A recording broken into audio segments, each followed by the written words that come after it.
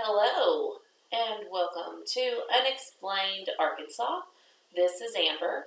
And this is Lisa. And and this is our 63rd episode, the mystery surrounding Mindy McCready. The tragedy. The tragedy. Okay. The tragedy of Mindy McCready.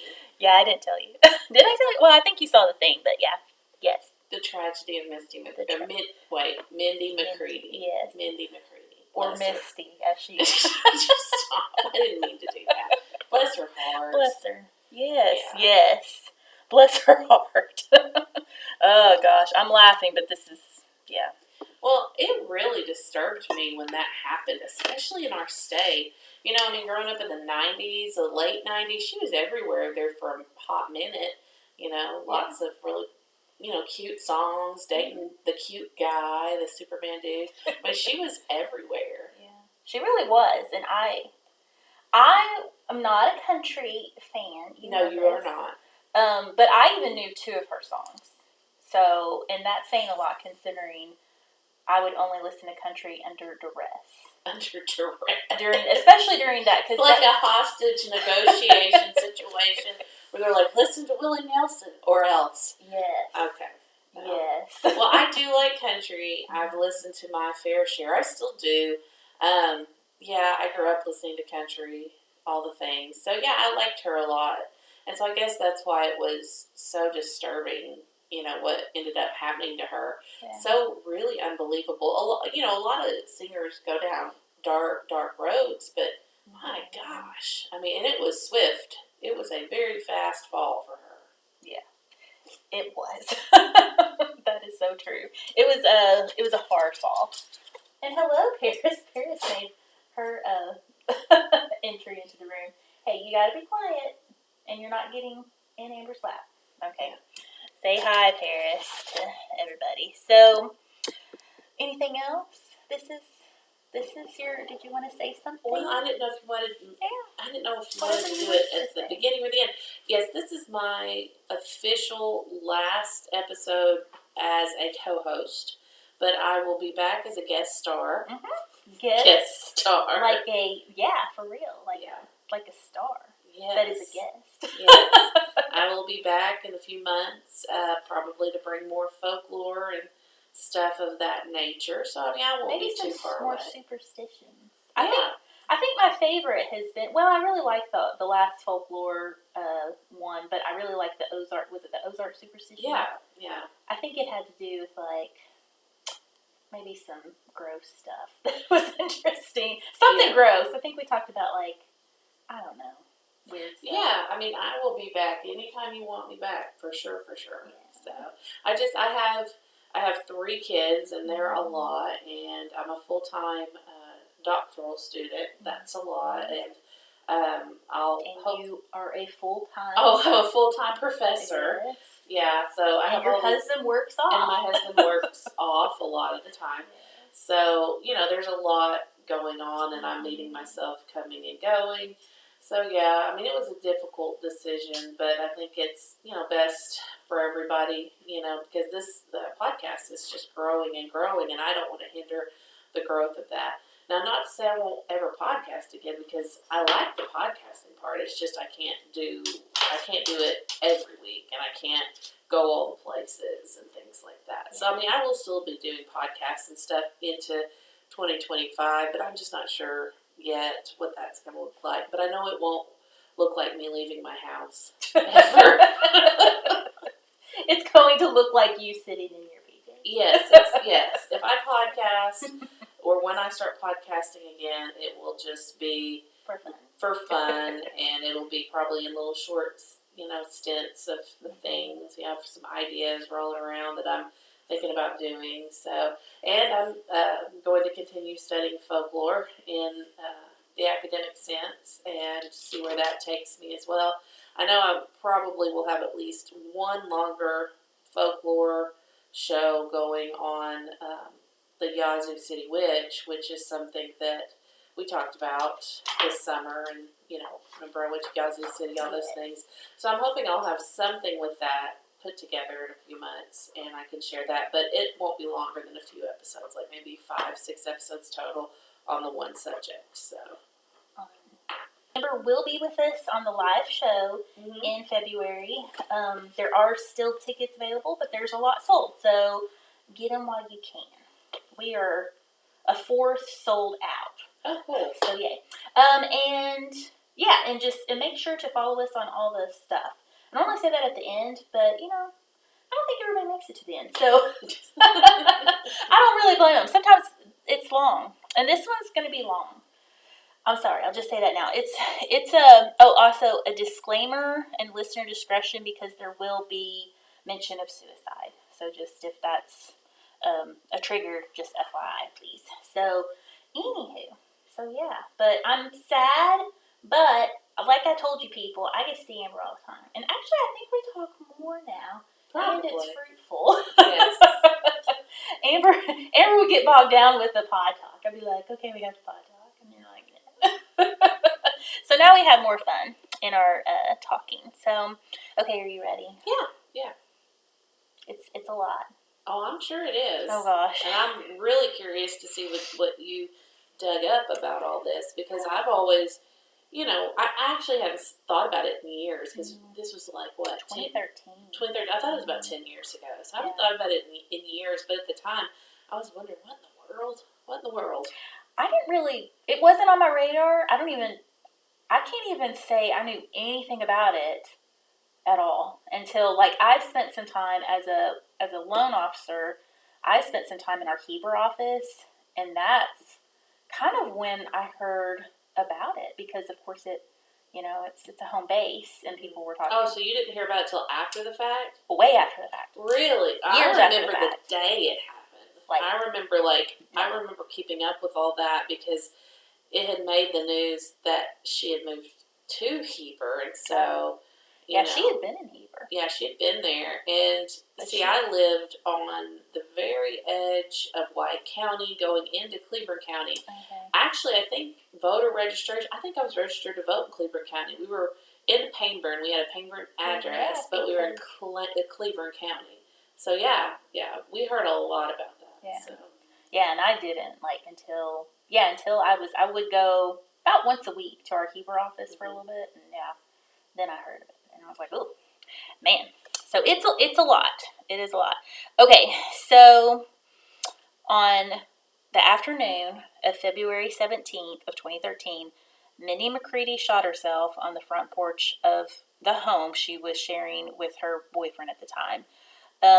News articles would align her life. They always said it sounded like a country song. But in my head, it's far, far worse than any awful country song I've ever heard. And I don't like country music. Wow. But it's bad. So I wouldn't even align it with country song. I would align it with worse than a horror movie. I don't even know. It's just a lot. So, but you know what I like to do? I like to go back to the beginning. And I like to be in chronological order.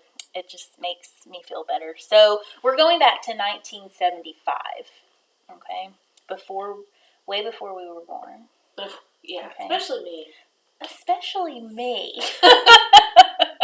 We're going to fight about this. So Mindy was born Melinda Gail McCready, but she always went by Mindy. So it's not like Mindy was a stage name. It was just what she went by. So she had a good name. I mean, she had a good Mindy McCready. Gail is a very country music name. Yeah, and her Crystal Gail.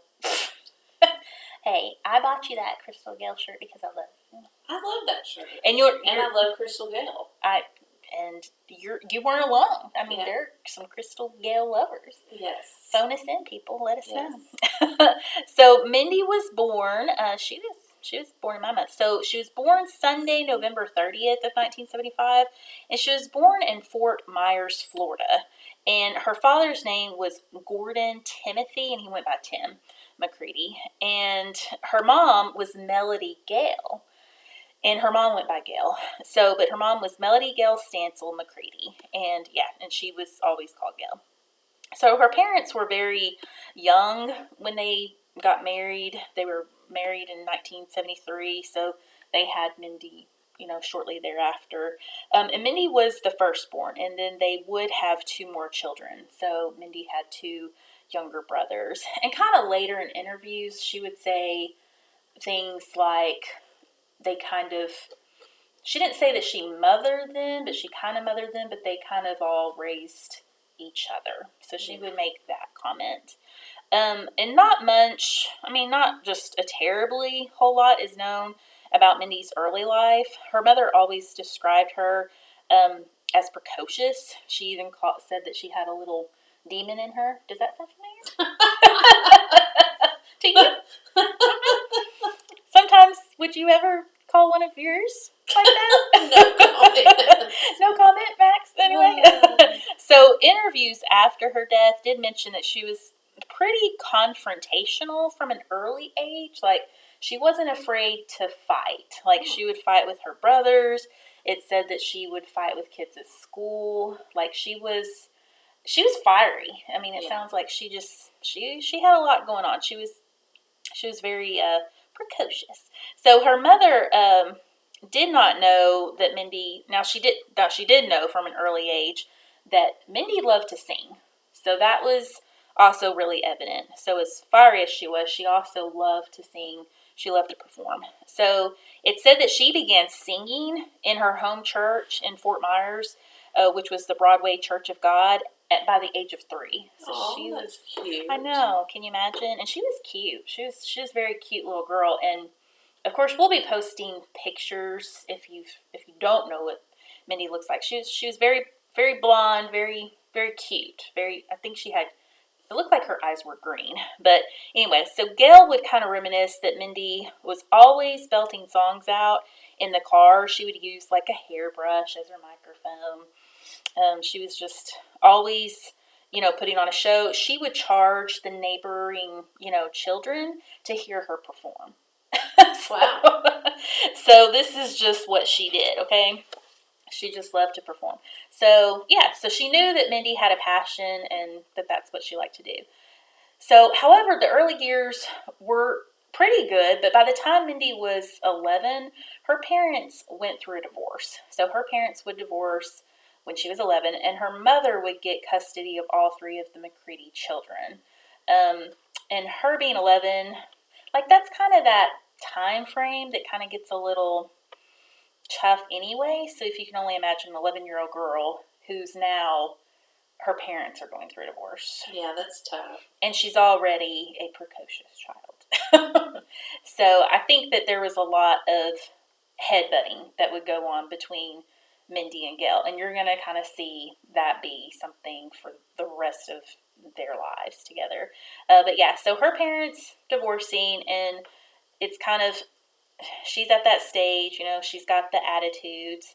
So, and people, like articles would describe Mindy and her mom Gail as not getting along during these years. And like I said, this would be everything, and they were butting heads. And Mindy described her mom as fanatical. So they were really religious. So Gail did remarry a man named Michael Ing, I think. It's I-N-G-E.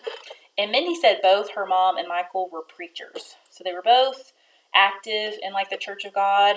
And that's where, that's just kind of how they raised. And she says fanatical Christian. I don't know.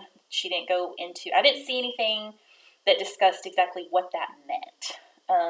But very evidently very strict, very rules and strictness. And Mindy just rebelled. Like, she did not like anything going on there as far as any of that, okay?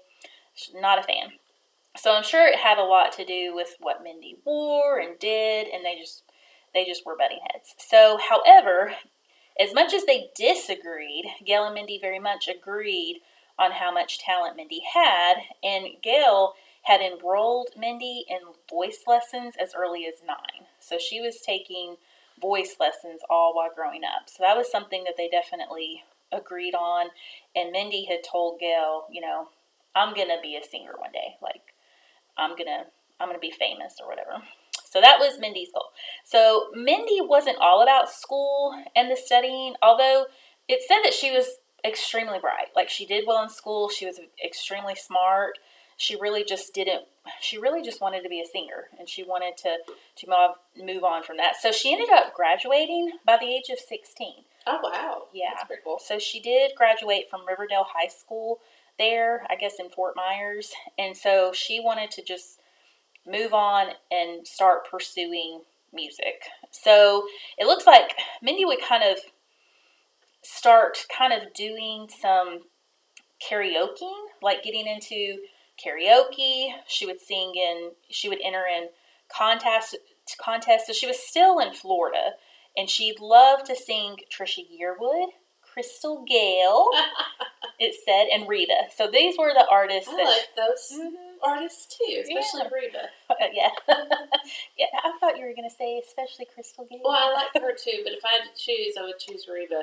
Reba's also the only one of the three I've seen live, so there you go. Me too. Yeah, she's really good. I've seen her live. So she would go around to all these contests. So that was where she was kind of getting her feet wet with singing in front of people, was all this karaoke and such. And so it did say by the time she was 18, she was moving. So I guess she was working towards getting out, and she up and moved herself to Nashville. Okay. So she went to Nashville. So she would end up submitting all of these recorded karaoke sessions as like her demos. So she did tell her mom that if she did not have a record deal in 1 year, so she was giving herself 1 year in Nashville, that she would move back to Florida and she would go to college and she would study law. So yeah, that's pretty cool. Yeah. So she was very bright. And you can tell, and we'll kind of get into that. But after being in Nashville, so she went to Nashville. She was in Nashville. By the time she was there for 11 months, so she was almost to the full year. That's when she got her break, and that's when she got an offer. Okay.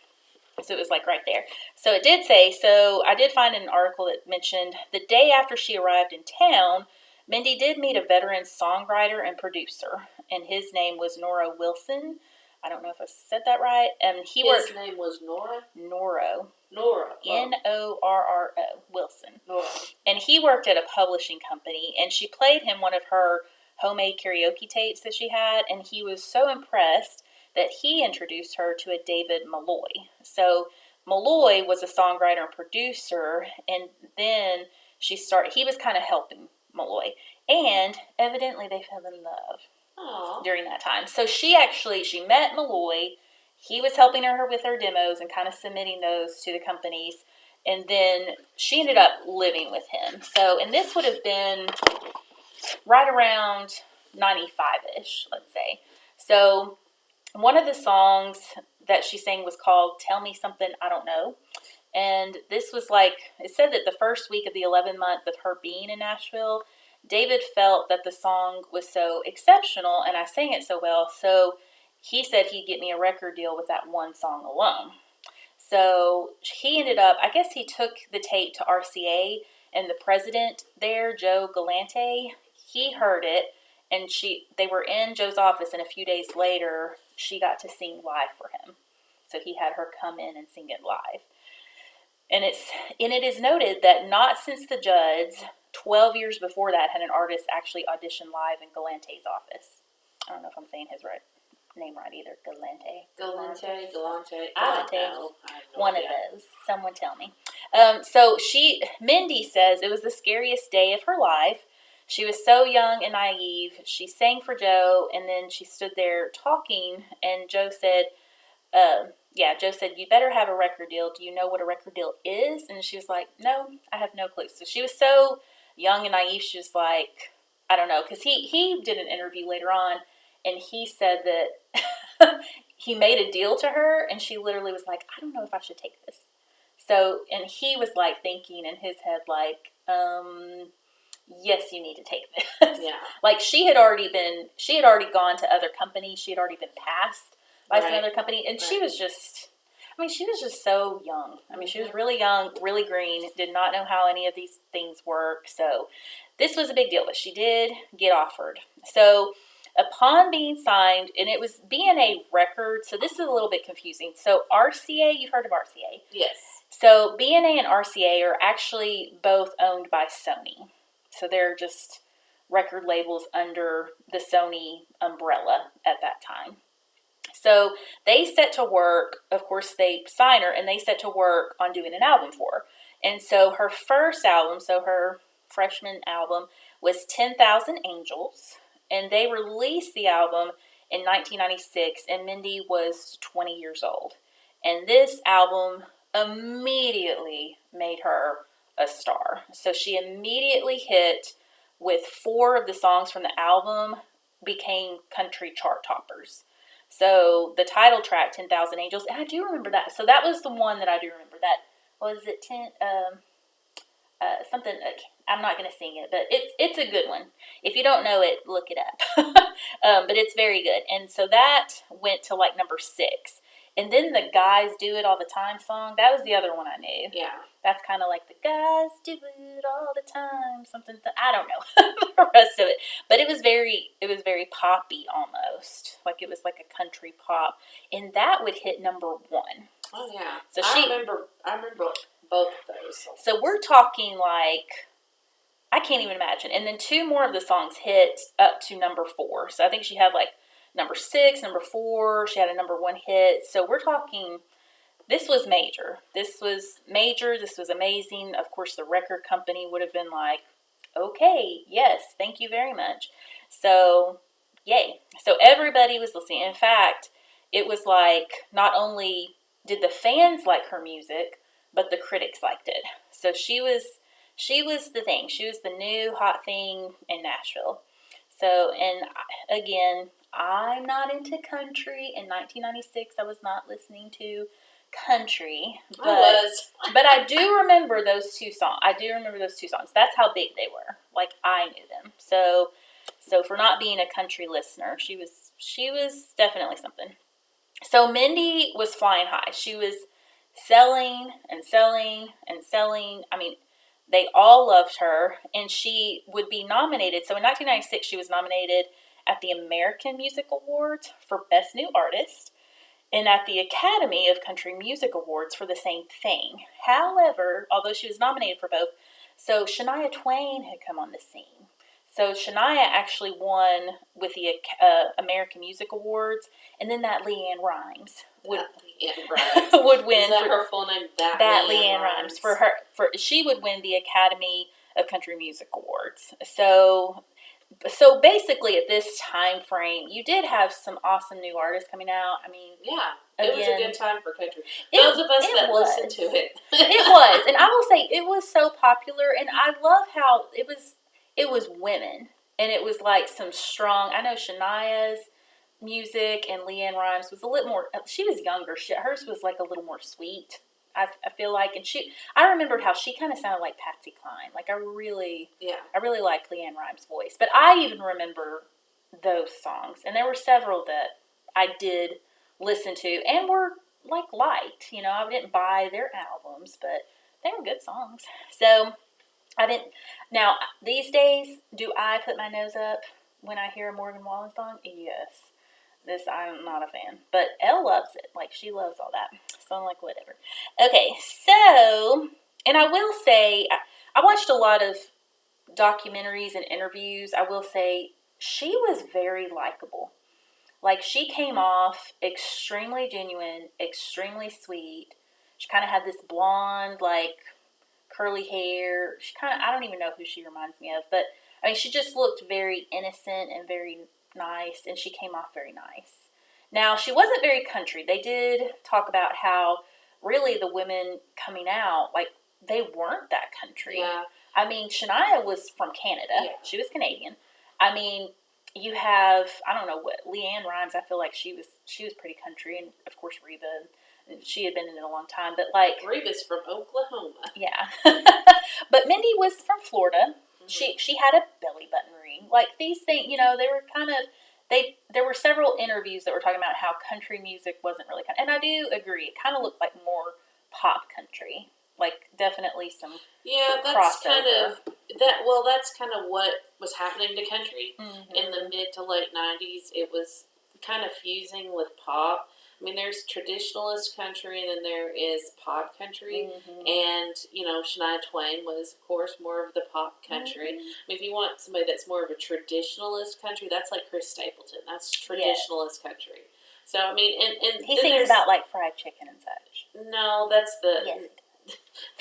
Never mind. Okay. So, but then there's everything in between.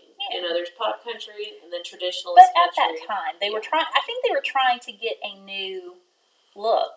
Yeah, they were. And they were trying to get the younger crowd. They were competing for younger, people, things like that. And Mindy said, the people want to see people like me.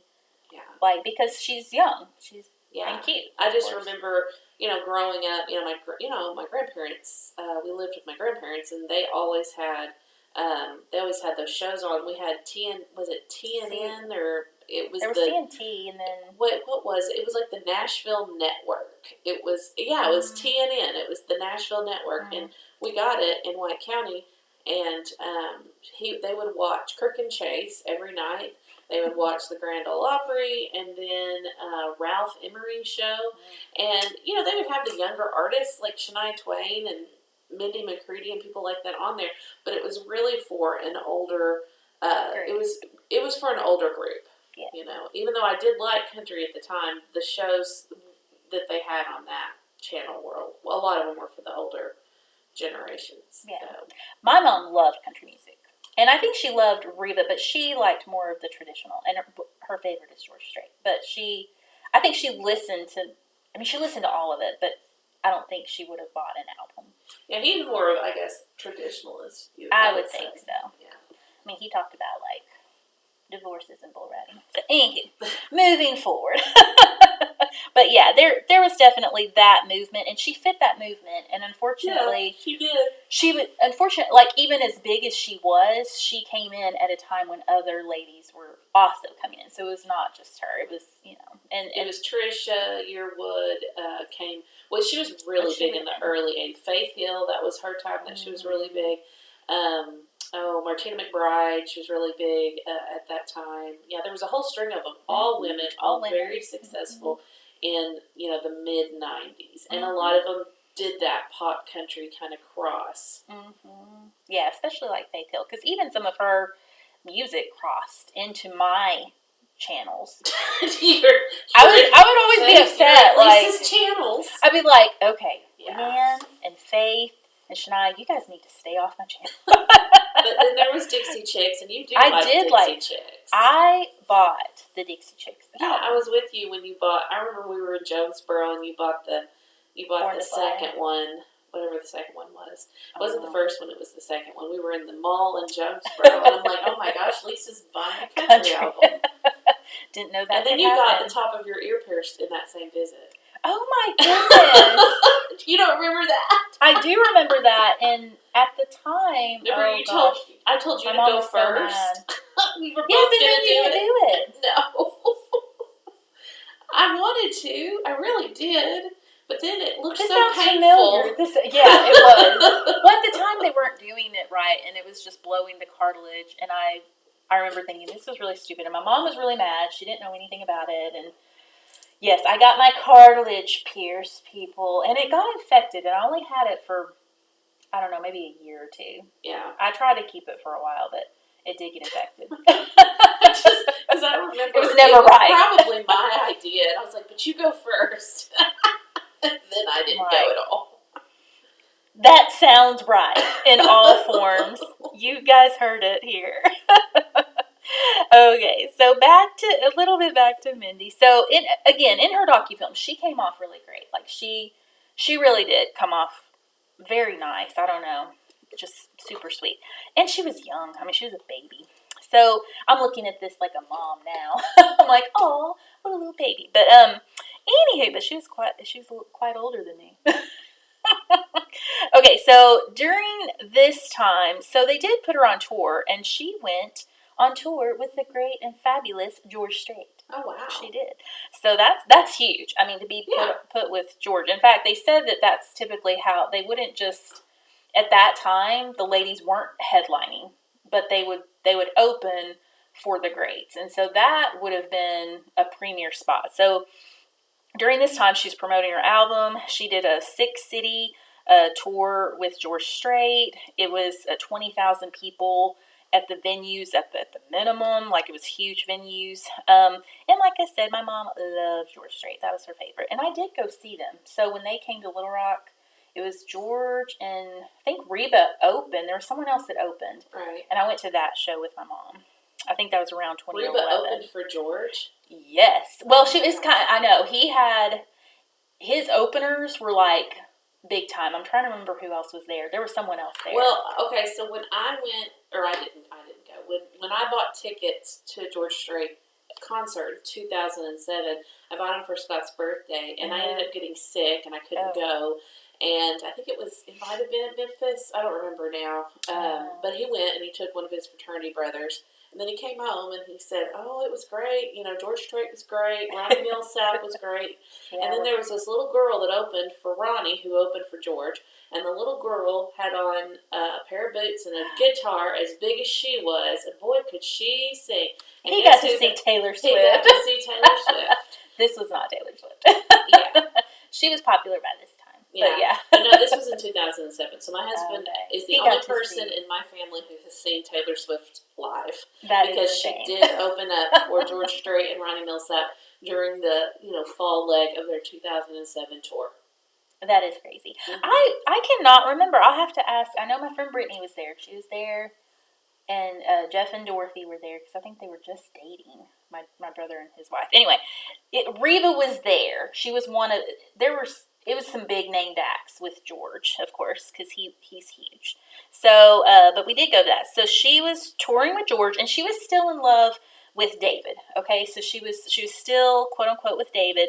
However, while out on tour, Mindy met Dean Cain. Wow. So Dean Cain, who was and he was very well known at the time. He had just come off of doing the television version of Superman series called The Lois and Clark, The New Adventures of Superman, that he did with Terry Hatcher. So they had actually they started that in 1993, him and Terry, and then they had just finished up in 98 by the time this is about 96. So he's big in his Superman era at that point. So this was a pretty big deal. He was a heartthrob. Yeah. I don't. Cute. Yeah, I didn't get it, but we talked about this on this other episode. He kind of got like a bad. I don't know when he did that Scott and Lacey Peterson movie, made for TV much movie. Later. But man, like downhill. And I'll kind of get into some things. Anywho. Some things will come. So she meets Dean. She falls in love with Dean. And then they quickly move in together. Like, they move very quickly. And all of a sudden, she is engaged. And David's just not with her anymore. Yeah, poor David. Yeah. David got thrown to the wayside. So he helped propel her into stardom, and then she was moving on. He should go home and write a country song. He should have. I wondered if he did. Okay, so Mindy was still, at this time, she was still rising.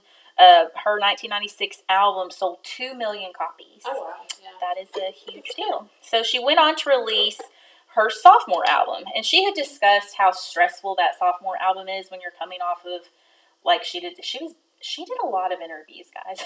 But she talked about in an interview that she wasn't really concerned about it. The record company was concerned about it, but she wasn't. Like, she didn't show that she was worried at all. But she just knew that they were. So the album came out. It's called If I Don't Stay the Night, and it spawned 3 singles. It did not have the same popularity, but it was still popular. So the album sold 825,000 copies, and the singles made it up to number 19 on the charts. So they didn't get in the top 10, but they made the charts. So we would experience some, other things that didn't. So the first album, of course, the whole album hit number 5 in the United States. So we're talking 96, first album, boom, and then 97, the sophomore album is like, But that normal. used to happen a lot back in the 80s and 90s. They'd have big album come out, and the sophomore album would be not so. Like there was Deanna Carter who had the Strawberry Wine song, and that album was a huge hit back in like 1994. I liked that song. That was another country song I liked. But then she had a sophomore album come out, the second album that was not as well received. But that kind of thing, it happens quite a bit in music. I mean, and especially when everyone has such high hopes for the next one. So. You know who that didn't happen to? Taylor Swift. Oh, yeah. I was thinking Adele, Billie Eilish. Yeah, I mean, it doesn't happen to everyone, but sometimes, I mean, especially when you don't have a lot of control over your music and you've got everybody thinking they know what people want to listen to. I'm sure it's a tough business. Oh yeah, and just to find, do you remember how I felt about Jewel's second album? Oh yeah, you hated that second album. I was really mad because the first one was so good, and then her second one came out, and it was nothing like the first. Yeah. It was very different. Only piano was involved for some reason. And I'm like, which was fine. Yeah. I mean, Hands. Yeah. Hands was okay. No, I guess that's how I felt with Alanis Morissette's sophomore album. Yes. Because the first one was so good. And, the first one came out when we were, 13, 14? Yeah, and I had that, and I played it non-freaking stop. It was one of the first CDs I could ever bought. Yeah. It was like I went hard and fast from buying Michael Bolton to Alanis Morissette, and then I never went back. Yeah. So I remember buying those within a month of each other. And once I went towards Alanis, it was like I never looked back towards Michael Bolton. Yes, but I wore that CD out. And all those lyrics were just flying over our head, like boom, boom, boom. Yeah, and then looking back at that, listening. Yeah. Oh. And then have you ever heard the hidden track? No. Yeah, of course. You've never heard the hidden track. Maybe. Yeah, there is a hidden track. Very last one. I probably did because I had the CD. I wore it out. Yeah, you probably just don't remember. I had a Discman, and that was when I was managing the freshman boys basketball team, and I just wore that Discman out on those trips. Yes, you had to and it was boys. Yeah, I'm sure you heard. And none of them that I liked. Someone had to tell me that there was a hidden track, and you listen to the very last track, and you keep listening, and then another song pops up. Oh, so. Weird. Well, how nice of Alanis. Alanis. Okay, so sophomore album, not doing so good, but she's still, regardless, she is still something. She is promoting. I mean, she is out there. So, in 1997, she was nominated for the top new female vocalist at the Academy of Music Awards and the American Music Awards, both. But she still lost. Who'd she lose to this time? Guess.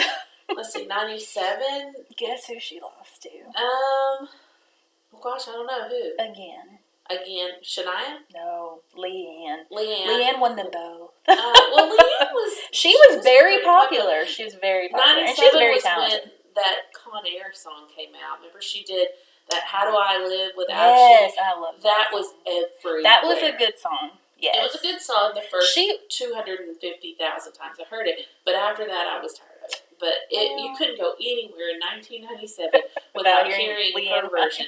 And remember, there was a version she had, and then Trisha Yearwood had a version also, and it was competing versions. It was competing songs, different versions. Weird. Yeah. Like Trisha recorded that "How Do I Live Without You," and then Leanne did, and they were both at it at the very same time. Yeah. But Leanne's was much more popular because it had that pop crossover. Yeah, it did. Leanne was very talented. I really loved, but she did win. Maybe I should start a podcast about country 90s country pop, 90s country pop music. Yes, there we go. There you go.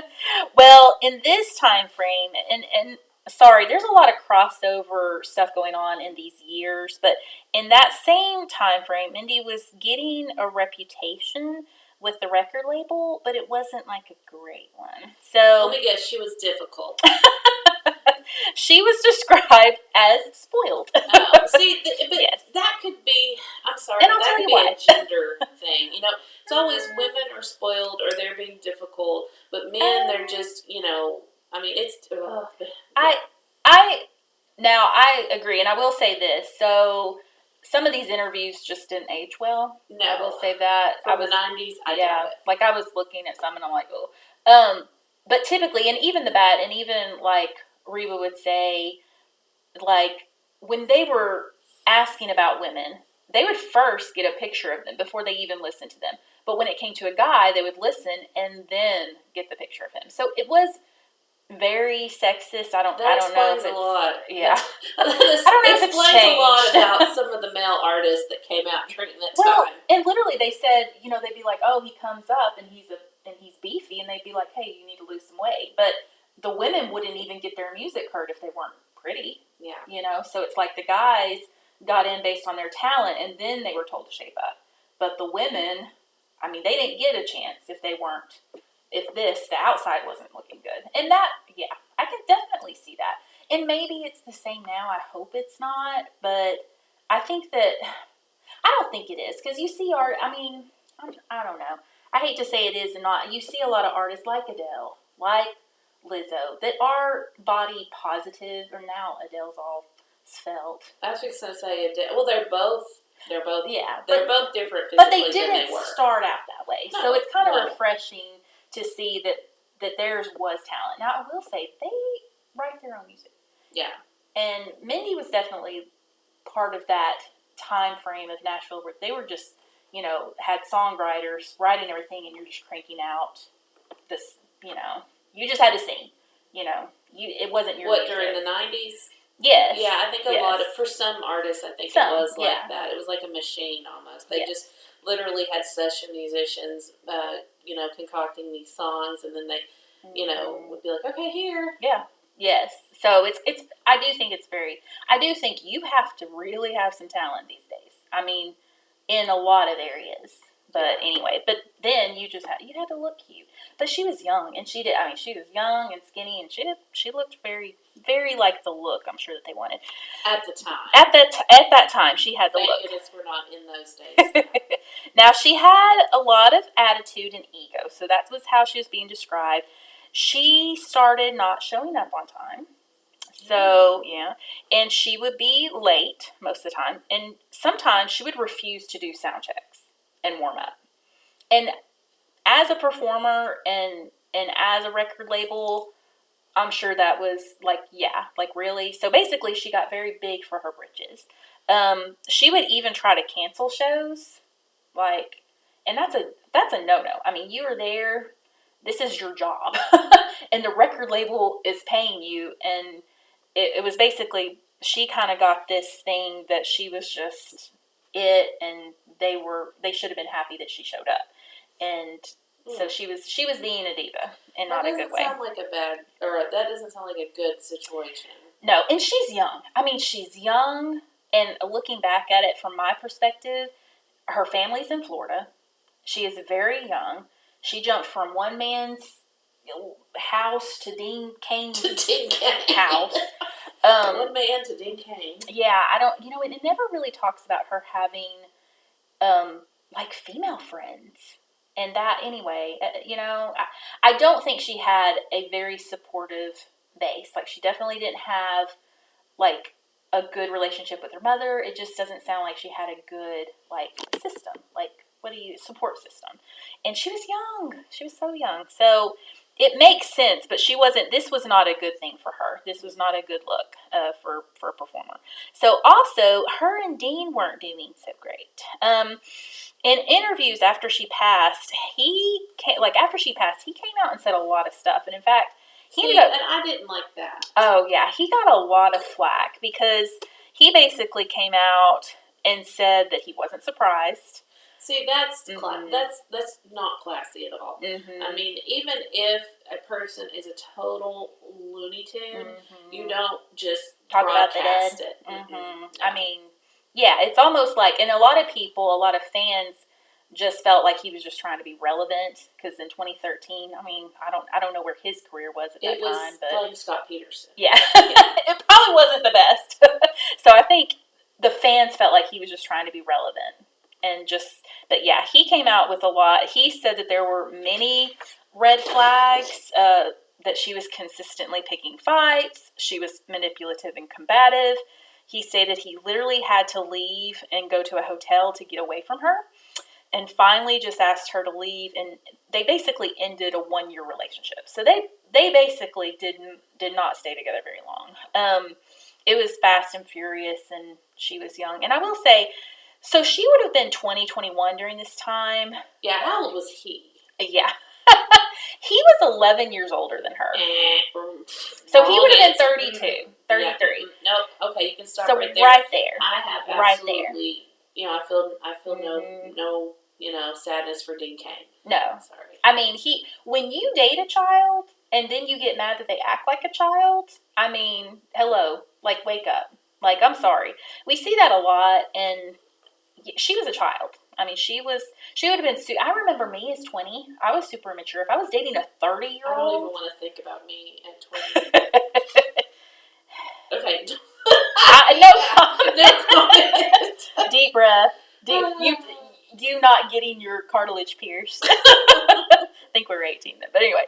But Dean was definitely, so it looked really bad later when he came out and said these things about her. But anyway. So she had this huge meteoric fame, really fast, really furious, and zero family grounding her. So this is where... That's a bad combo. This is a bad combo.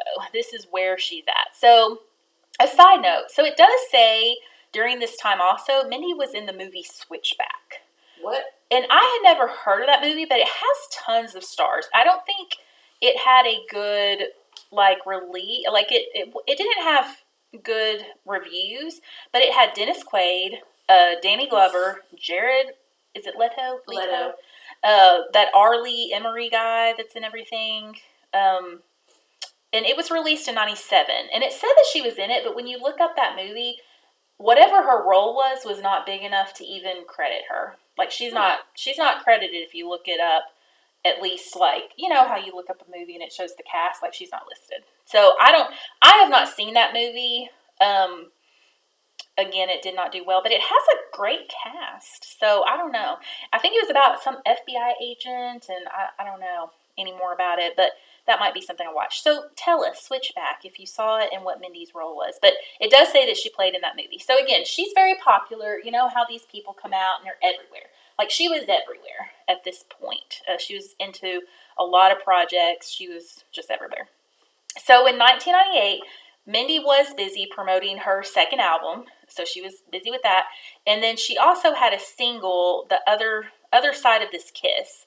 Even though it wasn't as popular, I mean, she still had 2 albums, and she was, going around. She was touring. She was singing. She was doing her thing.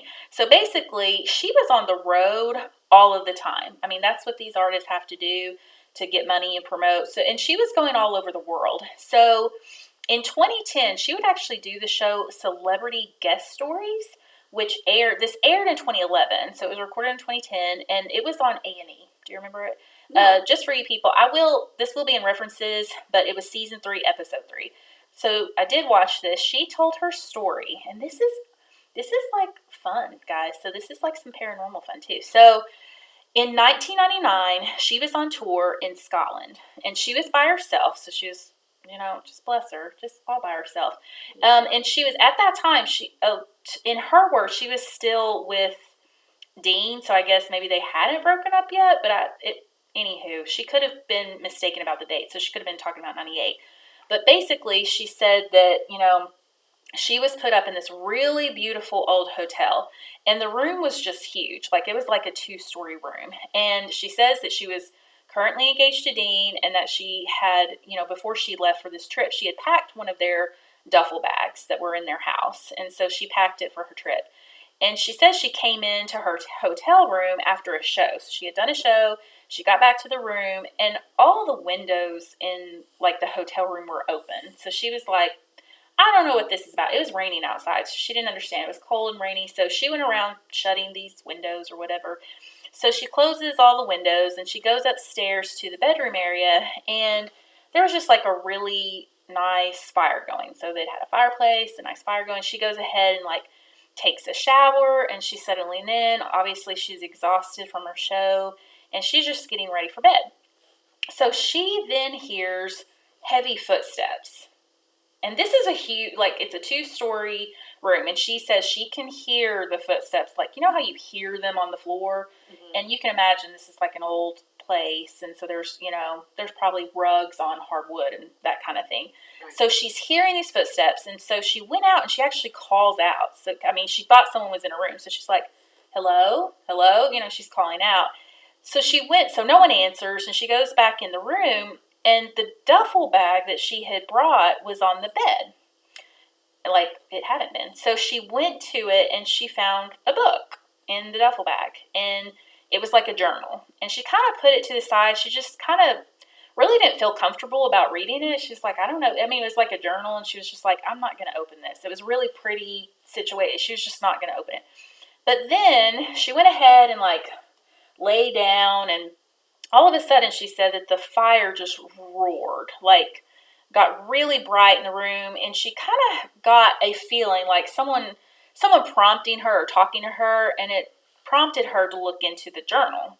So she went ahead and opened the journal up, and evidently she says, she doesn't say whose journal it is by name.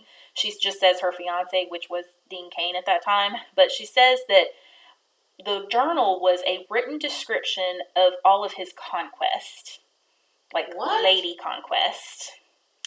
And she says she is just reading this and she is disgusted and humiliated, and she just reads as much as she can. And she says it makes her so incredibly upset, but then it also relieves her. Like she kind of evidently had all these feelings, like she felt like she was being cheated on before or whatever. And so she says she felt like kind of peace about it. Well, she ended up throwing the journal into the fire and burning it. And then she just felt, again, all that peace. Well, she decided to go into the lobby, and she met this older man in the lobby. And she asked the man kind of point blank if the hotel was haunted, because she was just feeling this presence. And the man said yes, but he said he was like, but we're haunted by very kind spirits. They're nuns. They had lived here way back, and their bodies are still buried under the hotel. Oh, so evidently it was like a church nunnery type situation. Yeah. He said the nuns watched over people and only came to them in time of need. And so Mindy herself stated she felt a very mothering presence. And this kind of broke my heart, because she says she had never felt a mothering presence before. Oh, that's sad. And she really felt like, and she'll make comments like that through the years, like I said, about her brothers and them kind of raising each other. But anyway, she says she had the best sleep she had ever had in her life after that. So she definitely felt like she had the spirit of the nuns with her. But that was her celebrity ghost story. Wow. In 2010. And that's probably why Dean Cain was really, really ugly about her, because she was pretty ugly about him. Man, that was a little bit of back and forth there. Yeah, because she would have, people would have known who she was talking about. Yeah, of course. Mm-hmm. Yeah. Even though it was 10 years later when she's talking about this. Yeah, still. That's a little jab right there. It just sounds like they had a really immature, ugly kind of relationship. Yeah, and he really, let's think about it. He was 11 years her senior. He should have really been above all of that. Yeah. But he wasn't. And, they say that men don't mature as fast. I don't know. 11 years. 11 years is a lot. It's a lot. Again, if you want to date children, don't be mad when they act like children. Okay, boys? Mm-hmm. Okay, get someone your own age. Anywho, moving forward. Needless to say, Dean and her broke up, and it said that after Dean, after it was over with Dean, she dated an NHL hockey player named Drake Borowski. I don't know. Borowski. This relationship was so low radar and evidently didn't last very long that there weren't any even pictures or anything. And she was all over the place. She was, no matter what was going on in her life, guys, she was doing an interview about it. She was not afraid. In her interviews, I really will say, she came off really great. She really did. In 1999, she did release her third album. It's I'm Not So Tough, but the album failed. Mm-hmm. It just failed to break. None of the songs made it into the top 50, and the album was a commercial failure as well. It only sold 144,000 copies. So she went from 2 million to 825 down to 144. Yeah, that's not good. That is not good. Did she get dropped? Yes. So Nashville was tired of her divaness, and Yeah, and her label was basically labeling her as unmanageable. So B&A dropped her from the label, so she was dropped from the label, and she was picked up by Capitol Records. So, yeah. So she began working on a self-titled record, which wouldn't actually be released until 2002. So, and when it did come out, it was disappointing. So it did not do well, and Capitol Records would release her as well after that. So she was really without a record deal past 2003. Really? Yes. This period was extremely dark for Mindy. It would kind of set the stage for everything else that would be happening. That's when she would end up on the news every once in a while with a mugshot. I remember those days. Oh, yeah. So this propelled her. This just sent her spiraling because she was. That is horrible. Yes. So by the end of 2003, she did meet an aspiring singer named William McKnight. He went by Billy, so Billy McKnight.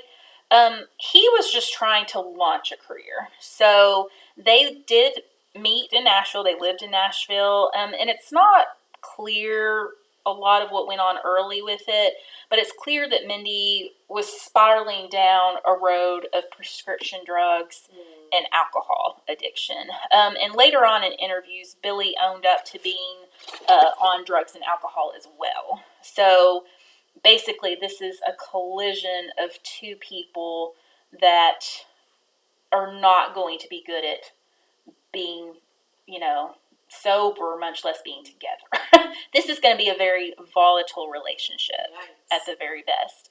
So by 2004, Mindy, this is when her legal troubles started. So, yes, and she would begin her terrible entry into the tabloids where she would remain for a decade. So this is where it began. So in August 2004, she was living in Nashville. She was 28. And so she was arrested at her home in Nashville by agents with the 21st Judicial Drug Task Force. So this is coming from an article, and this was according to the county sheriff's department, Williamson County there. So it says that authorities say McCready presented a fraudulent prescription for Oxycontin at a pharmacy in February. So this is August, so they didn't get her until August. But back in February, she had presented this for the drugs. So she bought the drugs and she left. Investigators later learned that McCready was not a patient at the doctor's office with which the prescription purportedly originated. McCready was booked into the county jail and held on $10,000 bond, which she bailed out. She was released the same day. And I watched a little clip. She is literally seen, and I hate, she's 28 by this time, but she is rolling her eyes about it. Like, she's not owning up to what happened. It says initially she just denied the charge, but she's literally just rolling her eyes like, this is so annoying, that kind of thing. And that really irritated me. Like, she was no longer the sweet little, it's like she still looked like a little angel with her little blonde hair, but she was obviously like not in a good way. But when you're in like the throes of addiction like that, you act in ways that you probably would have never acted before, and I try to and think this about is that. just the beginning of her. So, but she would eventually plead guilty, and she was fined $4,000. She was sentenced to 3 years probation and 200 hours of community service. So she was eye-rolling at all of this, like, I'm too good for this. So allegedly, she had used a friend's name on that prescription. So basically, she had used someone she knew. And I'm sure things like that, here's, and I'm not defending her, but I'm sure things like that go on all the time in the country music business. I know it goes on in the rock and roll business, but, it's not talked about in the country music business like it is rock and roll, the use of drugs and things like that. So it's very, because it's very wholesome and Cracker Barrel and all that. They don't talk about the use of narcotics and things like that, like they do in rock and roll circles. I kind of feel like it's probably also a little chauvinistic because it feels like when a woman does these things, it's definitely pointed out more. But do you remember, look at, like, Whitney Houston. Crack is whack. They went after her, but there are so many men in the industry that were just you go back and look at those interviews with Whitney, and that they were unfairly done. I mean, I look at some of the crap Barbara Walters and Diane Sawyer did to other women. Ugh, don't even get me started on that. But especially stars like Whitney, Britney Spears, people like that, but they wouldn't do that to male artists the way that they would do to female artists. I agree. And I'll say this, there probably, especially at that time, and hopefully it's better, but yeah, there were probably a lot of more men producers. Yeah. And there's also a lot more men running the whole industry. So, and all they would, and I'm sure there'd be situations where they'd be like, oh, take some of this, it'll help you stay up and do the whole show and blah, blah, blah. I mean, this has been happening for decades. I mean, look at Judy Garland. Look at people like that, I mean, drugs and alcohol go, unfortunately, along with it. It was the fact that, I'm sorry, I don't really understand it, but I mean, I can only imagine if you're willing to take OxyContin, I don't know what she was getting on the street. But yeah, I think in Mindy's perspective, from what I've seen, and of course I know a whole lot more about this from all this research, but like I don't know, she liked to cause some chaos. She really did. She surrounded herself in it and she dived into it. And I think on a deep level, she definitely had problems. So, and we'll get into that. But yeah, so anywho, so not even a year later, in 2005, Mindy was pulled over for speeding, and they suspected her of driving under the influence. She ended up only receiving a penalty for driving on a suspended license. And she was actually not found guilty for the DUI part, but they definitely felt like she was driving under influence. Now, within a couple of days of this, Billy and her relationship would kind of come to a head. So it was literally days later. So things were getting obviously not good at home, in their home in Nashville. So it was going to be on the big national stage of how bad it is. So according to a police affidavit, McCready's boyfriend, Billy McKnight, entered her home through the garage.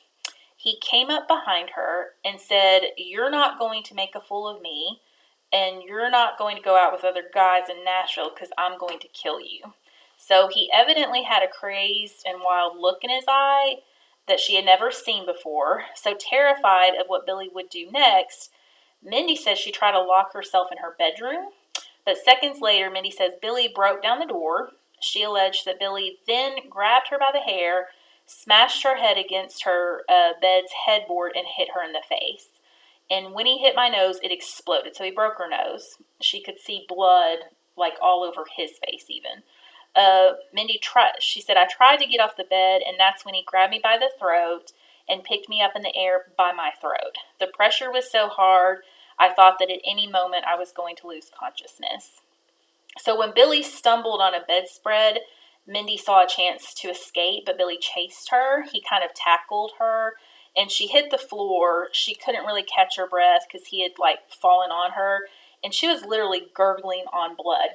Her nose is broken, and there's tons of blood gushing.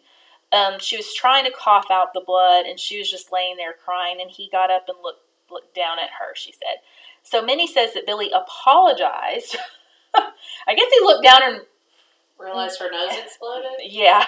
So he starts apologizing for what he had done. Then he picked her up off the floor, laid her on a couch, and left. And then she laid there for a while thinking, she was kind of scared that he was going to come back and finish her off. But he never came back. And basically she was like, I will never forget it. It just haunted me. So she did call 911. So after the police arrived, Billy was arrested and he was charged with attempted murder. If you go out there, I will be posting these pictures of her are absolutely horrific. I mean, she was beaten. He did. Yeah, they said that there were marks clearly on her neck. I mean, there was serious damage, obviously, to her head, her nose. I mean, she was just beaten. She was beaten good.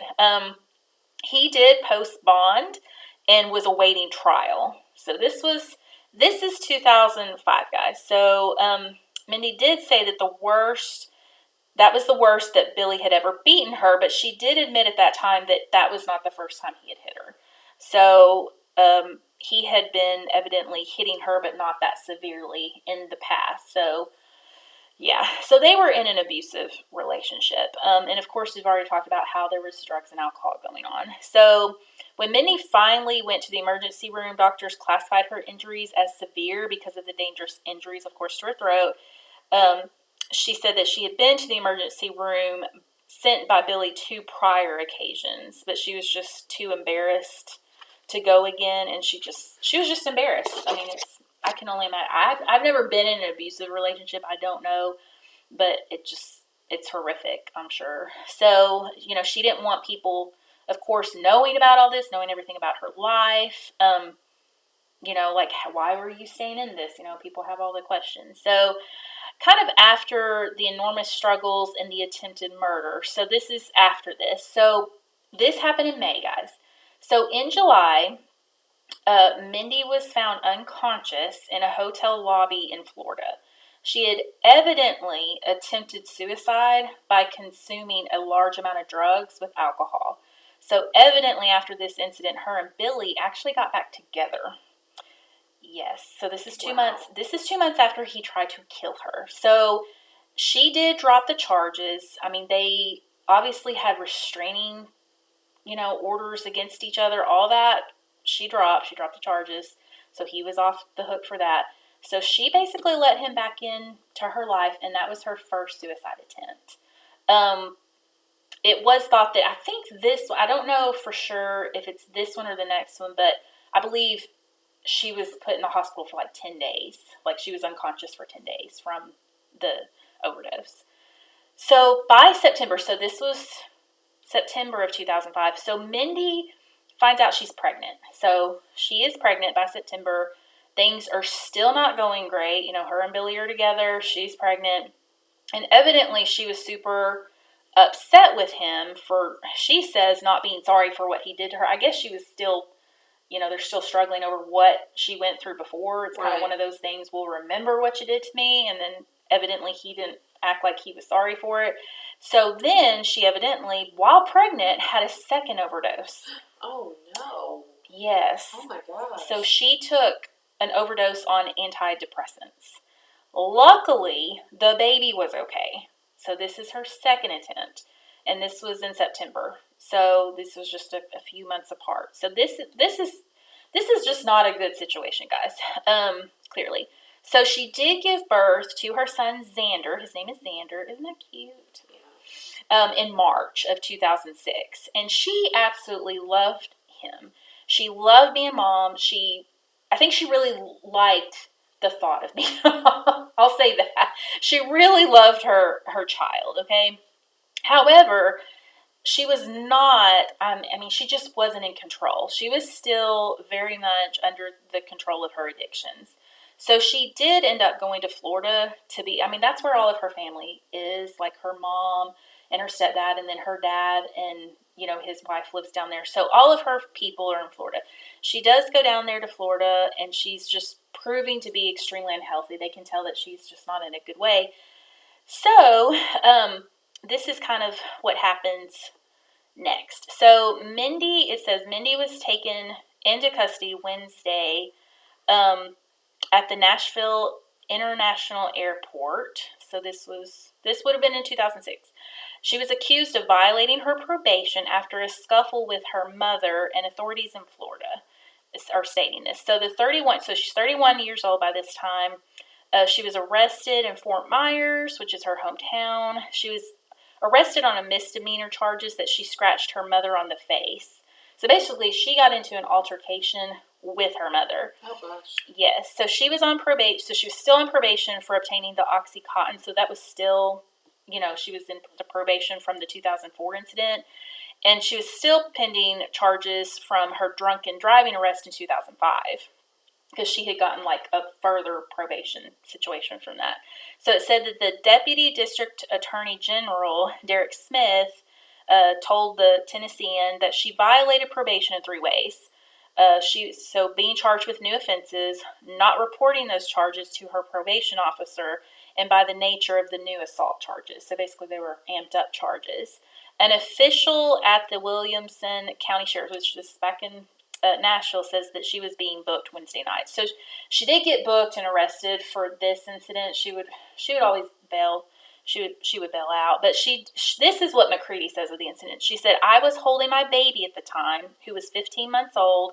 They tackled me. They didn't give me any directions. They just tackled. There was no reason for it to take down a woman holding a baby. It's just not right." So the Sheriff Sergeant Larry King, his name is Larry King, Yeah. said a deputy took McCready's baby and another wrestled the uncooperative singer to the ground. She literally it says she was a disturbance in the jail, and she had to be subdued with pepper spray. Oh my Pepper gosh. spray. I mean, she was so basically, guys, she was out of control on drugs and drink during this period. And basically, she got into it with her family, and yeah, it was not good. So due to this situation, Mindy lost custody of baby Xander. Oh, that's so sad. So Gail, her mom, gets custody. Mindy would be arrested and charged with violation, of her probation. And remember, again, she's still on probation from all those things like we talked about. So she ended up being put in jail for 30 days. Actually, her sentence was 60 days, and she ended up just serving 30 days. And by this time, her and Billy are officially done. He had done an interview in, I believe, 2011, where he talks about how he had been clean and sober for 3 years, and that he had really tried hard to do that. So basically, being away from Mindy, he was able to get clean. So he was good. He was sober. He was not, during that time in 2000, this would have been 2007 or whatever, he wasn't in a way to get the baby, but that's why Gail has, a custody of Xander. So, anywho, so poor Mindy. And I'm sorry, and I'm saying poor Mindy, but I mean, addiction's terrible. And again, it's just, you can't have a baby and be, on the drugs and alcohol. So, as badly as she wanted to be with her son, there was just no way. She was out of control. She was pepper sprayed in the jail. That's not a good look. So, in the same time as all this, okay, so this is another super weird moment in Mindy's life. Do you know about it? Do you know what happened in 2008? 2008, no. Okay, so this would keep her in the tabloids again. So in April 2008, the New York Daily News reported a possible long-term relationship between Mindy and baseball star Roger Clemens. Oh, yeah, I have heard of that. Allegedly, so she was 15. The news report said that she was 15 years old that part. at the time that this affair began. It said Clemens came out with an apology that didn't outline her specifically, didn't outline Mindy's name, but his attorney did admit to a relationship with her and said that she was a close family friend. Interesting. Now, Mindy herself states, because again, Mindy likes to do those interviews, okay? Yeah. So she would talk about it. She would address it. So Mindy herself stated that she did have a relationship with Clemens off and on for a decade, but that she had met him when she was 16, but they did not have a sexual relationship until a few years later. She stated she ended the affair when it was clear that Clemens wouldn't marry her, because he was married. Yeah. So according to this time frame, that would have been between 1991 and 2001. So according to this, off and on, so she would have been maybe seeing Roger around Dean, around David, around everyone. Mm-hmm. So Roger is 13 years older than Mindy. Okay? So I have a lot of thoughts here. Even if he met her at 16. Ew. He was, 29? Yeah. There's so many gross things about this, just gross. So this is an excerpt from an article on the ordeal. So it says, in May 2008 article, the outlet reported via numerous sources that Roger Clemens commenced a relationship with Mindy McCready in 1990. McCready was originally from Fort Myers, Florida, where numerous Major League Baseball teams conduct spring training. McCready was seen in a karaoke bar when Clemens and some of his teammates walked in. Clemens reportedly immediately became enamored with the underage McCready, with one of the sources for the story saying it was love at first sight. So basically, he was on spring training. He runs into a teenager singing karaoke in a bar. Oh, good grief. Evidently, Clemens threw a shirt with his signature onto the stage where McCready was performing. Oh, how nice. Because everyone wants that, Roger. This is how the relationship allegedly began and would continue on for a decade. Interesting. This is so gross. Yeah. This also doesn't age well. Yeah. The report in the New York Daily News went on to spell out further details of the relationship. The next day, a follow-up story was published with McCready saying, "I cannot refute anything in the story." So she basically said it's true. So on May 5th, after the initial reports, Roger Clemens released a statement through a spokesman that didn't refute the affair, but didn't confirm it. So he never said, but he never refuted. And he basically came out and just said that he apologized basically to his family and his wife about all of his personal struggles. Ugh. Anyway, that's all I have to say. I don't know a lot about Roger Clemens, but he sounds gross. So, I'm sorry. Although it seems impossible to imagine Mindy during all this chaos, but she did actually release a single. So she's, I'm sorry, at the same time as all of this, she is doing her interviewing, and then she released a single, "I'm Still Here," via her official website. Oh. So, of course, she's not with a company at this point, but she is singing, she is out there, she releases a single, and she did announce at that time in 2008 that she was working on some things, like she was working on a documentary, and it says that she was working on an album. So she's working. Yeah. Okay? Get off her back here. I want to mom her right now. Like, this is really hard to hear. So the whole Clemens ordeal, on top of being away from her son Xander, obviously definitely wasn't helping Mindy in her mental state. So December 17th of 2008, paramedics were called to McCready's home in Nashville after another suicide attempt. Oh, Lord. I know. This time they would transport her to the hospital after finding cuts on her wrist. So this was her third attempt.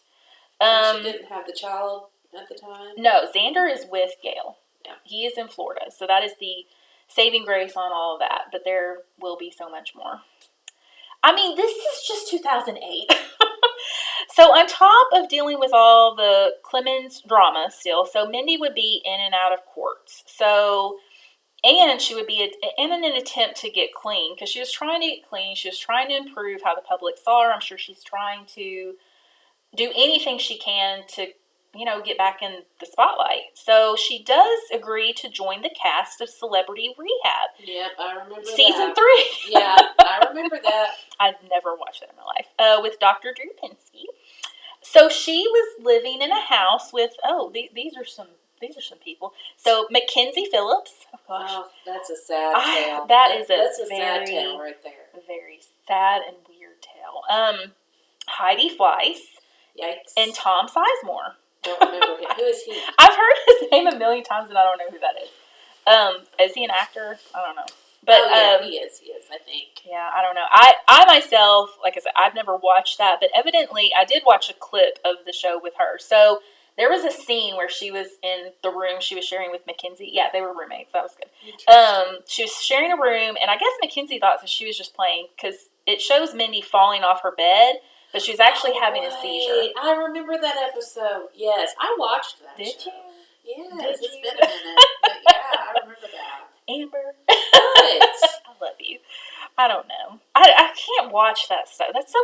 For one thing, it's just sad that you call it Celebrity Rehab. It's a bunch of has-been. I mean, it was when reality TV, I think, was at its lowest. I mean, it was literally scraping the bottom of the barrel, and people were just doing anything, like you said, to be on these shows. I think that was like after I'm a Celebrity, Get Me Out of Here. That was one of those. There was another one that was just like, oh my gosh, why? Yeah. Why am I? Yeah. I just can't. And it's so sad, especially to me, if this is a lot of people that really need help. Like, that's my whole thing. This is their private medical health issues, and doing this in front of millions, billions of people. Just I can't. But, whatever. It's their choice. It's their choice. And it is on TV. So they did hospitalize her and checked her out, and they did find an abnormality on her brain. So they did find something. I guess they did like an MRI or whatever. Yeah. So Mindy herself stated she thought it came from the abuse that she suffered from Billy McKnight. And just a side note, on the show, they did state that she was on Xanax. So just keep this in the back of your head for later. So she is on the Xanax. In May of 2010, kind of upon finishing this whole celebrity rehab, so she went back to Florida and reportedly was hospitalized for another possible drug overdose. It stated she may have had a reaction to Darvocet, which I had to look this up. This is a painkiller. It is a narcotic. So it said that evidently this, I would think that this would definitely be something that an addict would not need to have, but it was said that evidently her mother may have accidentally given her this Darvocet. Mm-hmm. I mean, maybe she found the Darvocet. I don't know. I don't know what happened, but they said that maybe she had a reaction that it wasn't an attempt, but this is said to be her fourth attempt at suicide. So unfortunately, she is, and this is 2010. This is after the celebrity rehab. She's still not doing good. Like, she is not doing good. So at the same time, remember, she likes to do things, a lot going on at once. At the same time, more scandal would put Mindy in the limelight. A sex tape that referred to some ex-boyfriend named Peter came out. It went on sale by Vivid Entertainment. Oh, good Lord. So evidently this tape had interview segments in it. What? It was a porn with interview segments. I guess. I've never seen this type of material, so I don't know. That's insane. Wow. Yes, so it had interview sections, and she discusses on tape that Clemens had problems in the bedroom performing, and also allegedly she mentioned that Oprah was racist because she had done an Oprah special. I remember the Oprah special. So she had done an Oprah special, and I think Oprah had like a psychiatrist lady on there. I did watch clips of that. So she said that Oprah had told her it should be very easy for Mindy to get out of this abusive relationship because she was white. And Mindy did not appreciate that and called Oprah racist over this. So, whatever. Like, okay. So not only did she have a sex tape out, but it had interviews about people.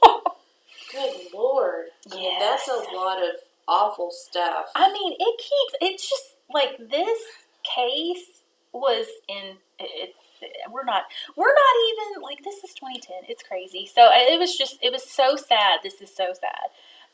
It's like watching a train wreck in over and slow over. motion. Over and over. It's like watching, remember, it's like us hunting down the Gurdon Light, but yet if the Gurdon Light kept on throwing trains at us. So it's bad. So amongst her continued chaotic life, because of course, it's not enough that she's, got a sex tape. So she did release she badmouthed Oprah. I mean, who badmouths Oprah and gets away with it? Yeah. Or maybe she didn't. Oh. Okay. She did release a critically acclaimed fifth album. I'm sorry, I'm laughing. I'm laughing because she's going through all this chaos, but she still is producing. Yeah. So she's still trying. I mean, bless her heart. And this album was called I'm Still Here, which did come out in March of 2010. And sometime in this time frame, Mindy would meet David Wilson, whom she proclaimed to be her soulmate. She said that he was a very gentle person, that they were meant to be together. David was a music producer. I could not find a lot about David. I tried. But they did, and they were working on projects together, so that was kind of their thing. And David would help Mindy also in her custody battle for Xander. So, she meets David. I think she meets David in Nashville. That's where he was living and she was living. So I did actually find some stuff. I dug deep, and Ancestry did not help me. But public records did, and obituaries. So David's family appears to have some nice assets. So his family actually owned a vacation home in Heber Springs. So this is what brings us to Heber. Connection. This is the Arkansas connection, finally. So basically, David and Mindy were living in Nashville. So what brought them to Heber was, so David's family was actually from New Orleans. So his parents lived in New Orleans. I don't know exactly what they did, but they vacationed in Heber. So they owned this house. I mean, I can't see exactly when they bought it, but it looks like they had bought it even like in 1982. So I don't know if they built the house or whatever. Right. But this house it's listed on Fox Chase Lane. I'm not going to give the full address. It's in the community of Eden Isle. It's called Eden Isle for people that don't know. But this community, this house, this Eden Isle community has an awesome country club. It's got the golf course. It is right on the lake. This property is gorgeous property. If you were to see the house now, I mean, it looks like the typical kind of lake house. It's dark. It's kind of, trees everywhere. I think it says that it was remodeled in 2008. So probably after, 2008 time frame they remodeled. It's not a new house by any means, but this community is very nice, right on the lake, prime property. It's just a very nice deal. So his family owned it. And so David actually, it looks like he lost his parents in 2007 and 2008. And so David, it looks like he did have siblings, maybe like a brother at least. So they inherited this house in Heber. So David and Mindy actually moved to Heber to start living in this house. So that's how they got to Heber. And they moved in 2011. So by 2011, they moved to Heber. Yes. And so they keep like a really low profile. I mean, Heber is a small community. People are, I mean, it's busy during the summertime. You have Gooseberry Lake. And Heber is about 40 miles north of us. It's very close. My brother has a boat. Out there we go to the boat. I worked in the Heber area when I was, lending. It's just a very beautiful place.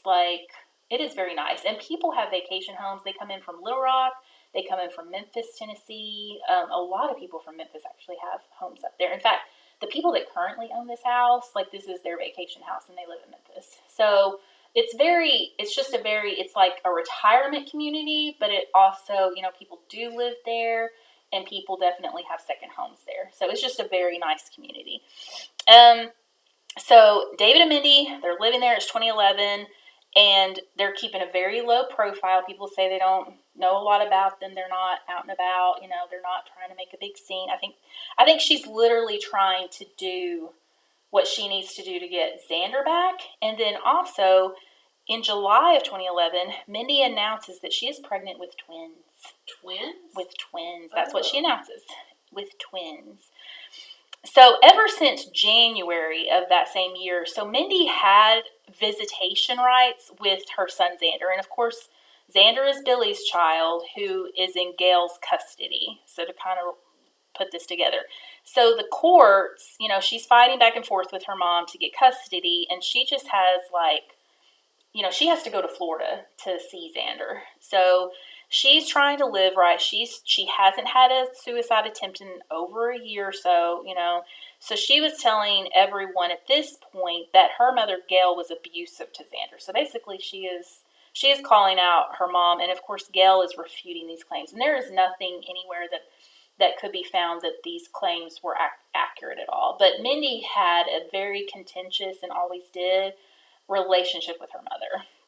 So around Thanksgiving of 2011, Mindy went down to Florida to be with Xander. So she decided she'd had enough of the courts and she took matters into her own hands. So she brought Xander back with her to Arkansas. So basically that is called parental kidnapping.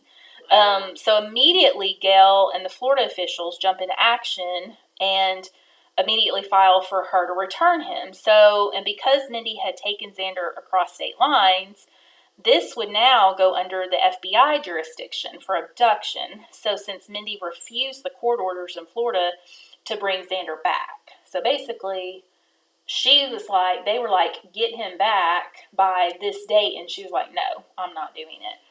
So on December 2nd, 2011, the very pregnant Mindy and her son Xander, who is now 5 years old, they would be found by the FBI agents and social workers along with the sheriff's office there in Cleveland County. So this is in Heber. They surrounded the home on Fox Chase and find Mindy and Xander hiding in a closet. So she is pregnant. She has Xander, who is 5 years old, in a closet and she described this as like a full SWAT team of people surrounding the house to get Xander back. So, according to reports, Xander was immediately put into the custody of the Arkansas Child Support Services. So the plan was for him to go back to Gale in Florida. Okay? So Mindy wasn't arrested for anything. There wasn't like a charge. This is coming from Florida anyway. So there wasn't an official charge, but she could face official charges in the future. So so at this point, she's not put in jail, but basically a SWAT team goes in and gets Xander. So he is in protective services. So this just says, this happened on the 2nd. So by Monday, Mindy is in court in Arkansas. So an Arkansas judge, and I'll just read this to you. So Mindy McCready left court a happy girl. So she was very happy, and there was a clip, and she goes, I'm a very happy girl in that clip. And she did look happy, and she looked cute. But, and I'm telling you, she was very, very good on camera.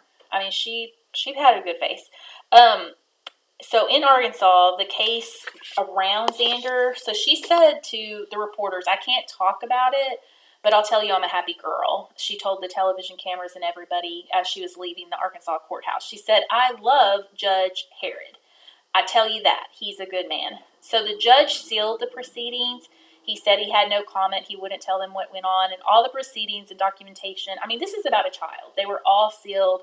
Nothing could be said about it. So I will say, Mindy was, of course, doing her thing. She was conducting interviews. So, of course, she was telling everybody everything. So throughout the horribleness, she was always telling people. So she met with ABC News, and Mindy did not feel, basically, she said that she did nothing wrong in taking Xander, that she's his mom. And that if she was going to be thrown in jail, so be it. But luckily that the Arkansas, the judge did not, at least kept Xander from going back to Florida. So basically the judge decided for him to stay in Arkansas. So he's still with foster care. Like he's still in protective services. He's not with Mindy, but at least he's not sent back to Gale. So that's why Mindy was happy. Okay. Billy chimes in. This is his son. So Billy chimes in, and this is in 2011. He says, I've gotten myself together. I'm not a monster. I know people have said things about me, but I'm not crazy. Mindy's not crazy. We're two normal people who were just a little left of center. So this is Billy's words in 2011. So after this, so this is now December 2011. Appears like Mindy is continuing to see Xander in her visitations of him. She's pregnant, so she's staying clean. So on April 9th, Mindy gives birth to another boy. So, she had proclaimed that she was pregnant with twins. She did not have twins. She did not have twins. It said that she and David named this boy Zane. So now they have Xander and Zane. Isn't that cute? I just love alliteration and siblings' names. But anyway, so Mindy had stated that she was having twins, but in the follow-up interviews and reports, evidently she had been mistaken. So evidently there had been I know. I see your face. Your face is like mine. Evidently there had been a misunderstanding on an ultrasound, and it caused her to be confused. So she basically thought she was having twins. No one told her she was having twins, but she announced that she was having twins. But really, she just had the one baby. So that was very interesting. But by the end of 2012, it almost feels like everything is kind of looking up for Mindy, okay? So she just had, the new baby. She finally got the good news on Xander. So the judge was actually allowing, so by December, she was actually getting Xander full time. So he had been in visitation, had been in protective Protective Services. Now, Xander was going to actually get to spend Christmas with her for the first time. And she was super excited about this. So, yes. So that was exciting. So, according to the show Autopsy, I love the show Autopsy. I don't know if you've ever seen that show. I've watched it a million times on different people. But David evidently had gone into Heber. So, he had gone into town to do some Christmas shopping. This was December 2012. And he would be arrested for disorderly conduct. According to what Mindy would tell her friends about this, is she felt like David was bipolar. So she was telling people this, her friends this. And then she said this was super, like her friends would later in an interview say this was super confusing because they felt like Mindy was bipolar. Like she would have these super huge highs, super huge lows. You never knew what was going to happen with her. And they said that she would literally flip out in a moment's notice and not even remember flipping out about it. Like she would just be fine for whatever reason. So I don't know. Isn't that weird? Mm-hmm. So it was just like, she's good. So on January 13th of 2013, so David Wilson, this is what happened that day. So David allegedly came home and he told Mindy that he was having an affair. According to Mindy, they got into a huge fight and she asked him to leave. She went back to spending time with her two sons, so she had the two boys at home. And sometime later, she heard a gunshot. According to footage in the show, like the Autopsy show, she called the 911. You could hear, and she stated that her husband had shot himself in the head. She called him her husband. He was laying on the front porch of their home. So David was taken by ambulance to the Baptist Health Hospital there in Heber Springs. Right. But by 8 p.m., he was pronounced dead. So Mindy stated in interviews that she did not get to go to the hospital. She said that the sheriff's office were so concerned about gunpowder residue on her. So they immediately began investigating the event surrounding David's death and not as a suicide. Oh, gosh. Okay. Yes. So this is devastating. Mindy, or immediately upon this incident, Mindy's dad, Tim, comes up from Florida with his wife, Terry, to kind of be with Mindy and the kids. And Mindy's dad, pretty much within like a day or two of being there, he calls Protective Services on Mindy. He says that this is based on the items he finds in the home.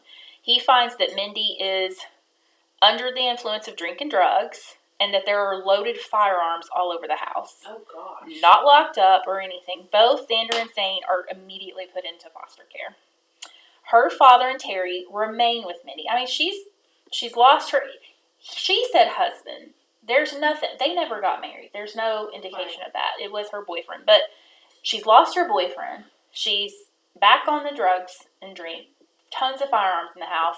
Now her boys are in protective, they're in foster care. So her dad and Terry are with her.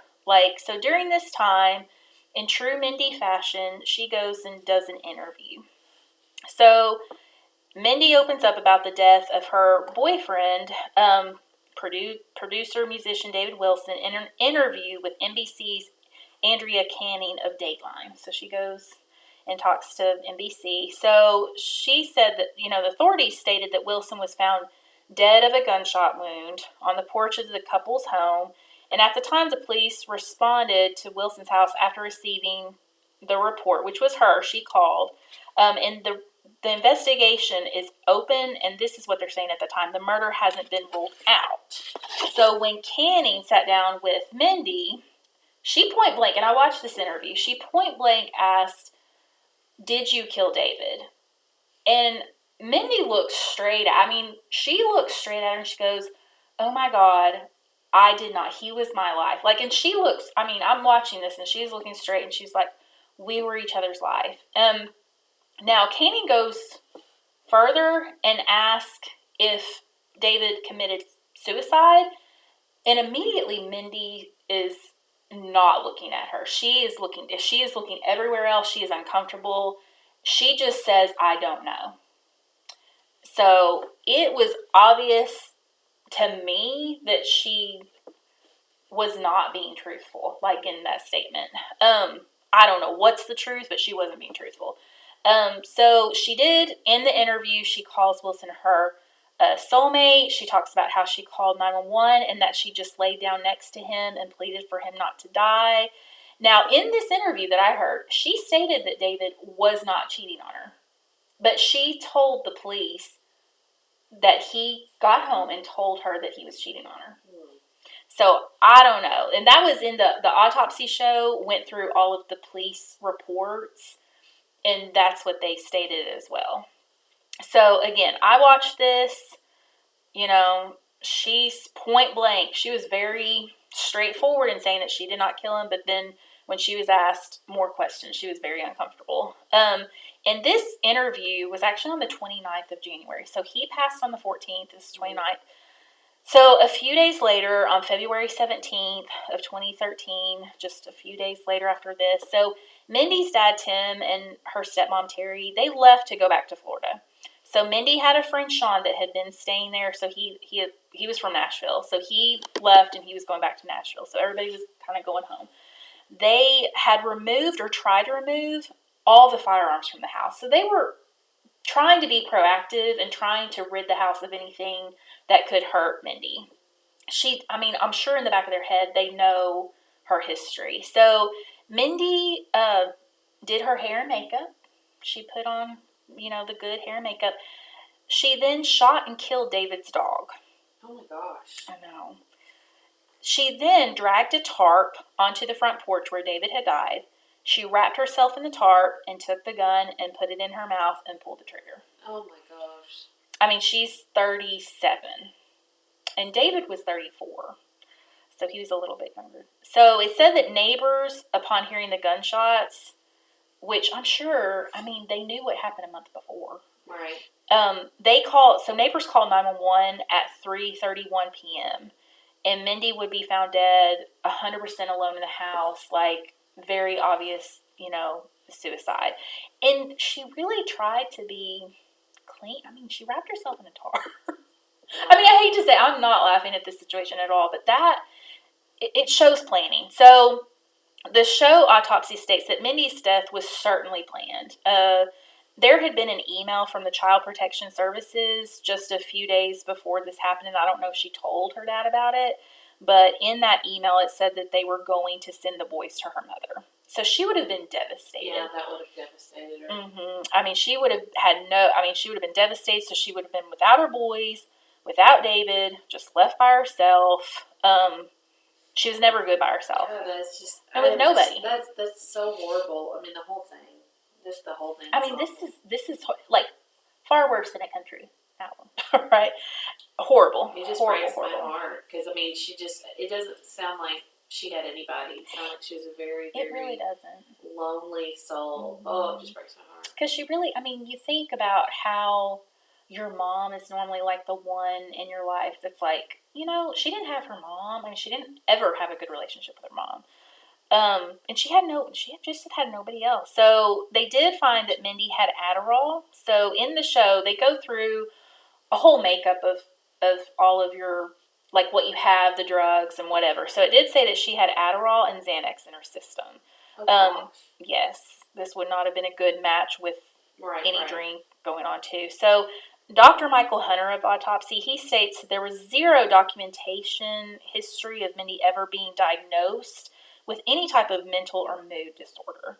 So she was never actually, no one said, there should have been he was trying to get to why she had Adderall. Mm-hmm. Now he did say the only thing that he could see, so she had done an interview way back with Dr. Oz that she had mentioned that she had been just prescribed diet pills. Mm-hmm. And someone like Mindy, that would have caused a whole lot of issues because she did, Dr. Michael Hunter, he didn't say what he felt like she had, obviously, but he said that there was definitely some undiagnosed problems there. She was just, And so another reason for Mindy, obviously, to want to end things. So Mindy had been telling all of her friends that the Cleveland County Sheriff's Office had requested to meet up with her again. So she had already had an interview with them, but they wanted a second interview. She was scared. She felt like they wanted her for David's death. That's what she had told her friends, and that's what they said in the show. Dr. Michael Hunter did go through the police report on David, and in his opinion, stated that David was shot in the right temple, the exit wound behind his left ear. He described his wound as loose contact wound. That means the muzzle was held in very light contact with the skin. Dr. Hunter felt like this was very consistent with shooting one's own self in the head. At least this was his perception. And of course, Right. he I'll get to it, but yeah, that was his perception of it. No one is ever named as being a suspect in David's death, although even to this day, the file on David is open. So I tried to file a Freedom of Information Act with the Cleveland County, and I was told it's an active case. Oh, wow. Yes, they said That's stated, interesting right there. I know. They stated that they would speak to their attorney on what could be released to me, because my question was specifically about the gunfire residue, or gunpowder residue. So was there gunpowder residue on Mindy? Was there gunpowder residue on David? Right.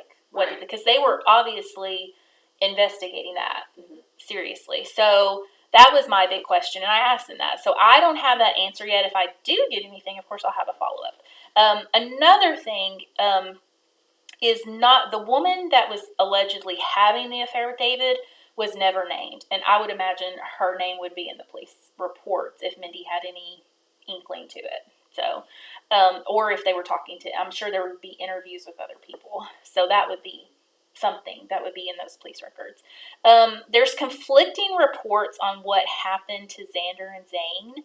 A report said that both the boys went to live with Gail, but there was an article in the Arkansas Democrat Gazette that stated that Xander went to live in Tampa with his father, Billy, and Zane went to live with Tim, Mindy's father, and would be with that side of the family. So I'm not 100% sure what happened to them. I'm sure from there on out, the family would try to protect the boys. There's not a lot about the boys. Zane, There shouldn't be. Yes, 100%. They were way too much in the limelight with Mindy, for sure. Zane would be 12 years old right now, and Xander 18. I just pray for these boys and that they are doing well. It does look like, I did look up Billy. Billy has 10,000 followers on Facebook, and it looks like he's still pursuing music. Oh, okay. So that was something, and it looks like he's doing well. I don't know, I hope he is, and I hope that the boys are. So, this was a final thought from Billy. So, it said that was a big mistake on the part of whoever released her. She was in a terrible state of mind. She wasn't performing anymore. She wasn't working. She had 2 kids, and her fiance had just killed himself. There's no way she should have been by herself in a lonely house with nothing but booze and pills. That was a really, really bad mistake, and the end result is tragic. So this was Billy upon her passing. So this is just there's a lot. There's a lot.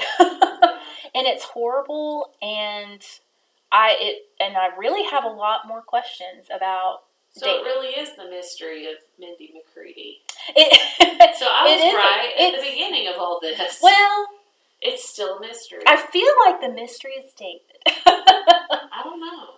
I think there's something. So again, who knows what really happened to David, but even Mindy said she did not know what happened to him. That's interesting. That's very interesting. So that's a lot, guys. I think this is a long one. Yes. So sorry. But yeah, so it's a lot. So there you have it. This is, it's tragic, it's long, and here we are, we're done. Yeah. So, for now. And again, if I get any more information from Cleveland County, I'm definitely going to let you guys know. But this was a lot. This was a lot to process. Yeah. So. Yeah, I didn't know like half of that. So I certainly did not. I didn't know a whole lot. It was riveting at the time, especially living, and I wasn't living on the Cleveland County line then. I moved there like 2 years later. I was kind of thinking about that after the fact, but I was in Payburn, and it was a big story even there. I mean, everyone was like, "Oh, Mindy McCready's living in Heber," and then it's like Mindy McCready's boyfriend died, and it's like Mindy McCready died. I mean, it was just like it just all happened so quickly, and it was so weird. The situation with her and the little boy. I remember when that happened. I mean, it was like a soap opera. Yeah. I mean, you know, and I'm not Like saying one thing that after in a, another. well, I mean, I'm not saying that in a negative, Yeah. but it really was like, what is going to happen next? And unfortunately, it ended in such a tragic way. I was looking at pictures of the house and you know, the neighborhood, and it's a very quiet neighborhood, so they were probably not knowing what to think. Yeah. So. But I drove down there. I tried to get my own picture of the house, and it was just not. There was just not a good way to get it because it is really surrounded. Like if you're on the street, it's kind of set back from the road, and it is just very dark. But it's a very pretty, very quiet, nice area. Yeah, like, I know the area. It's really nice. It's not like it. This was probably super shocking, and I know one of the guys that I worked with and. Heber, he was like, yeah, I think he was golfing. That's where he golfs. And so when the shot rang out, like he said he was in backswing.